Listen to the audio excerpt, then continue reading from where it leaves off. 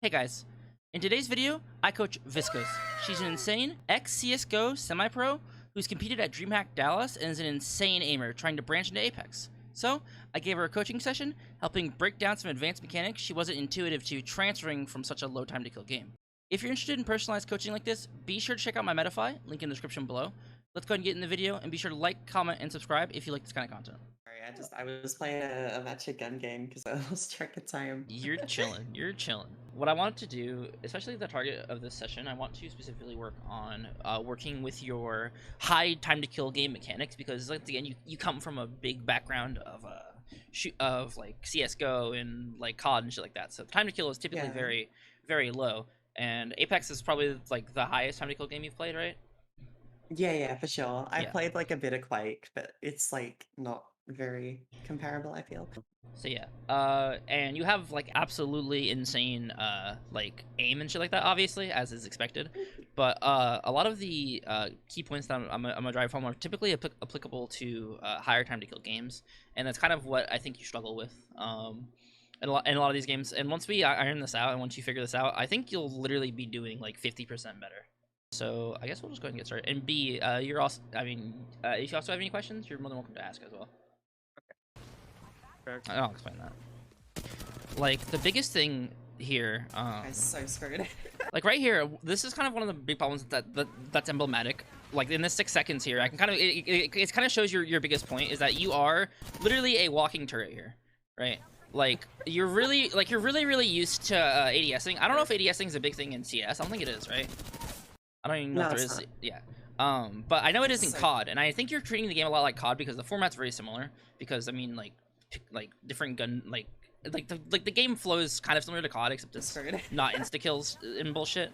So like a lot of time I see you when you play, especially in this situation, you trade a lot of your like strafe speed for the accuracy of ADSing when you don't necessarily need it, because ADSing in this game is really strong, even on things like ARs. So in this situation here, when you go down to when you ADS on this guy does like what 75 damage to you, and you knock him for like 80.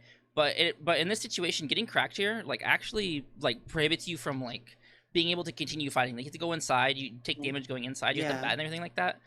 So you would hip fire that, because I would absolutely like, I don't know the hip fire range, especially with the nerfs this season. Like I would absolutely hip fire really that. Sure. Because the biggest thing in low time to kill games is that the thing that gets you killed a lot is how much damage is like there's this cycle of like taking damage and then like receiving damage. So even if you do I'll use the example of like 1v3s, for example. Like I know this isn't a 1v3 situation, but let's look at it under the lens of that. So if you deal like if you knock somebody and you deal like 200 damage, but you take 100 damage, there's still this now becomes a 2v1, but you've become cracked. These two people are now able to push you when you're on flesh, and unless you can isolate the like fight, you're like it's really hard for you to actually win this, just because of how it works. Because if you break down like how much damage you take for each person, like 1/3 of 200 is like 75, I think, right? Something like that, like 60 something, 66 or something like that. I don't know what the number is specifically. But like taking 100 damage and not being able to reset that and continue to fighting, really like it kind of disrupts the flow of how like the damage trade, you know? Like the less damage you take, the more efficiently you can continue fighting and have more uptime. And uptime is really important in these in like low time to kill game or high time to kill games like this, because you don't need to heal. You can keep outputting damage. You can keep like if you don't have to go in here and like pop this bat here. Like you can peek. Like you can peek with like with B here and maybe trade some more damage and not have to use this battery at all. Like if you only take like 25 damage here, because if this guy hits you like once or twice instead of for like 75 HP here, like you get shot for 25 up on the hill, you maybe take 50 damage. That's 2 cells rather than a battery. When you only have 2 batteries, like it makes you expend more resources just because you take more raw damage, which is really so. One of the things I really want you to focus on when you're playing is kind of the spacing in between fights. So if you're like if you're here and the opponent is within like close range, like here, you basically never want to ADS unless you're using things like maybe an SMG, but SMG hipfire is pretty good. If you have a laser sight, I would say never. If you have a car or a laser sight, I would say never like ADS unless you really need the accuracy, or if you're like using like a wingman, because the wingman keeps like the wingman has the exact same strafe speed as it does like. Yeah, yeah. So there's like no reason not to ADS, I guess, because you're not sacrificing stroke speed with the wingman. Yeah, exactly. There's basically no reason to not ADS except unless you want to let the hip fire rip, which is there are times where you want to, because the send slowdown of ADSing can like actually fuck you over. It's more a comfortability thing. If you're willing to trade that accuracy for comfortability, like more range of motion, that's completely fine. So rifles, right? Hmm. Like what kind of range would you say you want to hip fire them? Because I know they got nerfed pretty bad. If we are talking like spacing is a really big factor in Apex, just because fights take longer. So you have to understand like the space between you and your opponent and the effective range for your opponent and versus yourself. So like if you have a peacekeeper and they have an AR, you obviously don't want to fight a fight like this, right? You don't want to Yeah, yeah. um you don't want to fight a fight like this. You want to close the distance, become closer to your opponent. Um when you're using it in AR, an AR is pretty strong in all ranges, but there's this awkward the only thing that an AR suffers in because in hip fire in close range you can hit anything in really close range with hip fire because they just take up the entire cursor. Like you might miss like 1 to 3 full shots, but like that's not necessarily gonna matter. Sorry, I was getting asked about dinner, but No worries. when you have but like if you miss like 1 to 3 bullets in really close range with somebody, that typically doesn't matter in terms of time to kill. And so ARs are really good in this close range because you can remain pretty accurate with them, and then their ARs are obviously accurate in the really long range when you ADS with it as well. But there's this middle point here where ARs kind of fall off because you can't effectively hip fire the target. You can't effectively hip fire the target, but you can't like ADS because you're in such a close range that an SMG will just dominate you because your effective strafe speed. Even like the worst player in the world, if your strafe speed is reduced by like 66%, I think it is, or something like that, because you're ADSing with the AR, your strafe basically becomes this.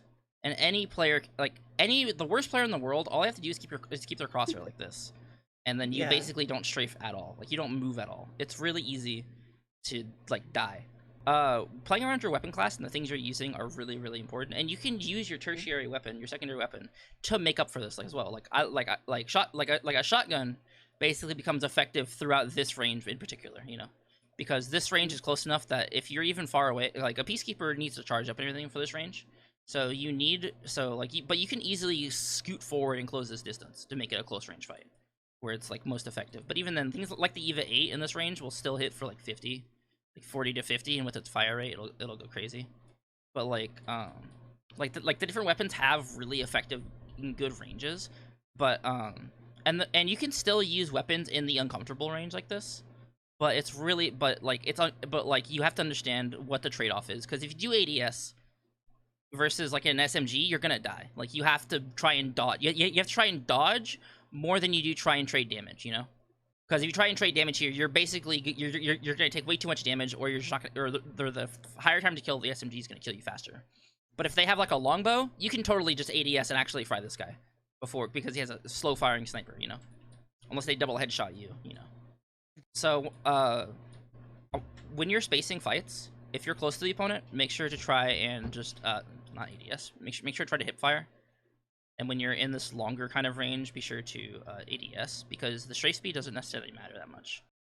But like, just as a blanket example, this hip fire. That hip fire would have been completely fine. You could have like mirrored this guy or something instead of just ADSing him. You could have just mirrored him, or just just stood still and hip fired him and strafed to like the left and right. Do some basic strafes to take less damage. But you're just standing still, so the team up top. The team up top the team members that are up top that we've established are up top, because I believe we dove this guy because he was by himself. I'm pretty sure I made the call that he was by himself. We isolated this fight because the other two were up there, yeah? Yeah, and so we knew that the other two were up there.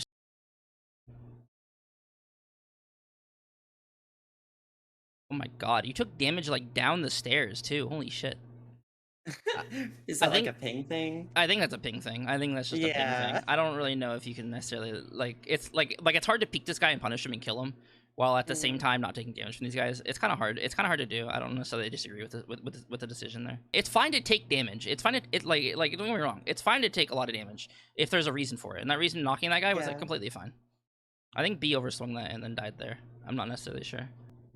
When it comes to this This is actually why I highlighted this, because I knew you'd have some things to say about me peeking these guys here. Yeah, if you had an optic, this peak would have been completely fine, but you don't, so don't do that. Yeah. like even Okay. like even in this scenario, if you like let's just say you crack this guy, right? You fucking like crack him, knock him. It's like now what do we do? You know, we still have like B down, you know, like all that stuff. It's not really like B still healing. There's no way we're gonna be able to push up all ourselves, you know. Yeah. Whole world So needs to know. we're re-engaging on team up here. I one clip a guy. I miss a lot of shots. You miss a lot of shots because you're strafing. Like you miss it like you can That say might be why I suck with the wingman. So The- I'm not used to the strafe speed. yeah, it has the most unique. That's the biggest problem with why the wingman is really hard on MNK, but a lot easier on controller because aim assist doesn't really care about your strafe speed. It kind of auto corrects that for you. Yeah. But your own personal strafe speed with the wingman, it makes it really difficult to aim with because the like equation of target distance versus target speed versus your speed is kind of like messed up from what it normally is from like your, well, for lack of better words, like muscle memory. Like you don't have the reflexiveness built in to be like, oh, I'm moving faster with the wingman now. It's hard for players that even have thousands of hours in the game just because you're using an R301 ADSing with it, then you go to the wingman and you're literally almost twice as fast. Yeah. It's weird. It's hard to adjust to. You see the Okay. team here, you ping them. It was a good use of recoil control. This peak is really dangerous to take. I think Mostly I was feeling confident because I had batteries now. very fair, but also even if you have batteries, these will chew through your batteries really badly. Like you can just absolutely fucking shit on this guy and fry him and hit him for like 140. But again, the whole thing, like you're in the open with no cover, just have a head ADSing with a glitch. 2-4 on a guy who has effectively a head glitch here to shoot you from, and you can only really hit his head / like upper body here. It's really hard to actually win this trade and like trade damage with this guy. You do win just because of armor. If you had a purple armor there, you actually would have gotten cracked. Now I think like I feel like I was too late here, but I don't know what else I could have done really. Like This is a positioning issue more than anything else. And also, okay, yeah, so this is a mixture of a positioning issue because when I go down here, right? So B goes down and then I go down. At this point, when like B goes down and I'm like, I need help, and if you're not there to help me in time, the best thing for you to do is hold your position, because you have because I do have height, yeah. you have high ground here. You have really good cover here. You have a 2-4 here, so you can look down and beam these people. And then here, I fall. Yeah. you fall, which is like which either if it's an accident or not, like it's complete like I know you're like sending it to help us, but there is a split here between when you should help, like just full send and help, and then like play your own life, you know. And then here, stop ADSing. It's not quick enough on the like decision making to get it, you know. Yeah, and also stop AD. Oh, dude, this is like this is another ADS problem. You're ADSing on a guy in the close range and not really. Like Should not I think ADS this here. I think this is COD muscle memory. Like this just looks like COD muscle memory, right? Because it's like, because there's no way in hell like a 2-4 like even on the 2x setting would be good for you here, you know, because this guy's playing. Yeah. This guy has a knockdown shield to play. You drop from height. He has like high ground on you now. Like it's really difficult to actually get any value out of the 2-4 when you're using it. Just like my biggest thing is I'd recommend you learn like, I can go over some strafe with you in the firing range near the end of our session and talk about them. Okay. And it'll help you a lot with hip fire. We need to literally just hold this here. Hold this. This is such a fucked position we're in because we're literally just sandwiched between two teams here. You don't have your portal because you just used it. I'm playing Seer. I don't have like any ability to really get us out of the situation. I think like the best thing we have to do, because zone's not even here. We have to like get out in 55 seconds, and the team in front of us, because like if you look at like the map here, like the team out here has to push into us, and then we have to push out into this team. Like I don't think there's a single situation in which we live this unless you're carrying like Multicell or something, and then Honestly, we live for the ability. Yeah, is that it? Oh my god. Oh wait, let me look at the strafe again. Let me watch the strafe real quick. They just can't walk in here. We can't let them walk in here. They're walking in here. No. I don't have any meds left. Oh my god. Yeah, you're just getting, okay. You are getting beamed by 3 people, but you actually, actually, why don't you see the comparison between this, where you're actively strafing it, you're actively strafing with this guy, but compared to the previous situation, like you live when there's 3 people shooting at you. There's Uno. Dose behind you, Trace in front of you. Like, look how long you live for, compared to when you were fighting the guy at the very beginning of the session. Take You know? like 75 damage instantly. Exactly. Yeah. It's kind of just a comparison to see how much like longer you can live when you're actively moving around. Taking unnecessary peaks, but also not hip firing when I should be. I think those are the Exactly. main like two. I would classify the And not they're hip firing when you should super- as weapon spacing or spacing in Yeah, coordination that's with your super weapons. easy to fix, super easy. So Yeah, exactly. good. That's why I'm saying that like once you fix these issues, like you'll literally be like 50% better. Routing. So stand over here. Gonna guard this spot. Seen some battles here before. So you've played enough you've played enough Kovacs that I'm sure you understand Cancel that. mirroring and anti-mirroring, right? Yes. Yeah. Do you know when you should engage in mirroring versus anti-mirroring? Vaguely. Like intuitively, not consciously. Okay. So the conscious times to actually act. Well, I'll start with mirroring first. Mirroring is really important to engage in when you have an advantage over the opponent. So if you, for example, you get initial we're both on red armor, but if I was on white armor and you were on red armor and you knew that I was on white armor, and I just start hard strafing to the right here, you can just mirror me and then one clip me, because you don't. Mirroring makes it really easy for you to aim, and makes it really easy for the opponent to aim. Because you're just going in a straight line, you don't need to move your cursor, you don't need to move your crosshair at all, like, it's just completely fine, right? But, Yeah. I know all this stuff, I've realized now, but like you can still explain it for YouTube. I'll still explain it, but, Okay. I but, don't know it, so. it's good, yeah, there you go. So, when you have an advantage over the opponent, or you can initiate the advantage over the opponent, and the advantage can be in time to kill, it can be in armor values, it can be in just initial damage, it can be anything like that. So like if I have like a sentinel and you have an R99, it's still really good for you to initiate a mirror with me, because you have the R99, you have a higher time to kill gun that is really reliant on high accuracy. Yeah. So if you mirror me with Whereas, the R99, like, Sentinel doesn't really benefit from mirroring. yeah, the sentinel like if you sit in place and do this with the sentinel, I'm probably more likely to hit you because you're not moving your overall body more, you know. But if you go in a long strafe, I'm not gonna expect that when I'm using a sentinel. Anti-mirroring in Apex specifically is really, really strong, just because of the existence of recoil smoothing. So at basically any range, anti-mirroring is kind of like the default strafe that most people do, and it's the default strafe that makes it really hard for your opponent to like react to and aim back to. Anti-mirroring is kind of follows the same pattern. You can implement strafe and dodge and things like that, and do like long strafes and then like short strafes and things like that. With anti-mirroring and in combination with recoil smoothing, it's insanely powerful and very, very good in this game. Nice super glide. Thank you.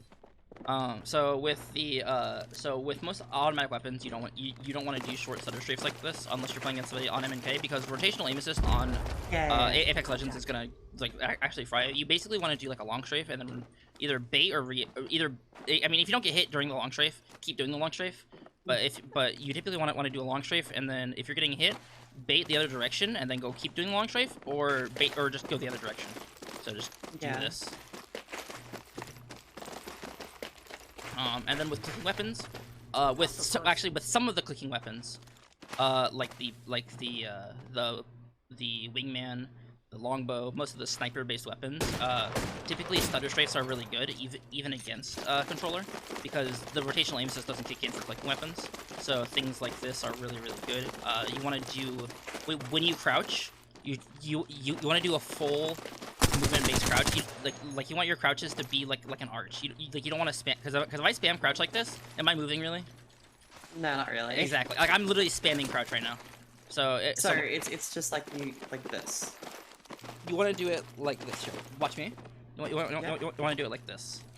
Kind of like in a rhythm, but not in a rhythm enough that they can recognize it. You want to do it in a semi-random pattern, but spaced out enough that you're actually getting the full benefit of a crouch. To actually change your like head area. How's this?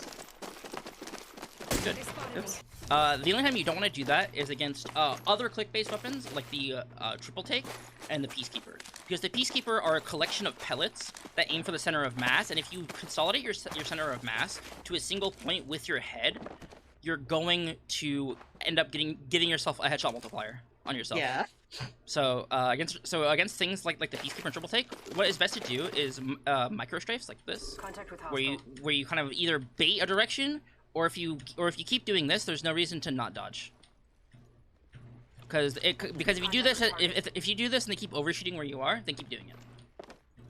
But if you strafe to the right, they hit you right here, then bait the other direction and then strafe again to the right.